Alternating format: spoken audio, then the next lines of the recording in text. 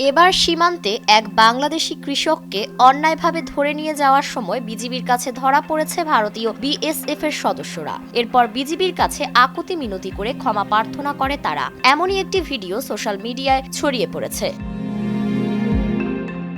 29 April আল জাজিরার অনুসন্ধানী সাংবাদিক জুলকারনাইন সায়ের নিজের ভেরিফাইড ফেসবুক আইডিতে এই সংক্রান্ত একটি ভিডিও পোস্ট করেছেন। সেখানে তিনি ভিডিওর ক্যাপশনে বিএসএফ সদস্যদের মাফ চাওয়ার বিষয়টি উল্লেখ করেন। পোস্টের ক্যাপশনে জুলকার লিখেন, অতি সম্প্রতি দুজন ভারতীয় বর্ডার সিকিউরিটি ফোর্স সদস্য নিজ অস্ত্রসহ আন্তর্জাতিক সীমান্ত পেরিয়ে বাংলাদেশের অভ্যন্তরে প্রবেশ করে বাংলাদেশি কৃষকদের ধরে নিয়ে যাওয়ার চেষ্টা করে। এই ঘটনা জানতে পেরেই ঘটনাস্থলের নিকটবর্তী বর্ডার গার্ড বাংলাদেশের ক্যাম্প থেকে বিজিবি সদস্যরা দ্রুততার সঙ্গে ছুটে আসেন।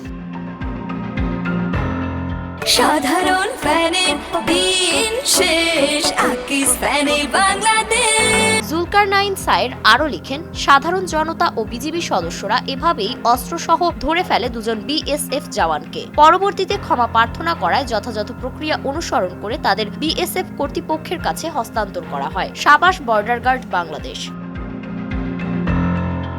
এই ঘটনার ভিডিও ভাইরাল হওয়ার পর থেকে নেটিজেনরা বলছে, দীর্ঘ 15 বছর বাংলাদেশ ভারত সীমান্তে ভারতীয় বিএসএফ আধিপত্য বিস্তার করলেও ফ্যাসিস্ট সরকারের পতনের পর বিড়ালে পরিণত হয়েছে ভারতীয় সীমান্তরক্ষীরা।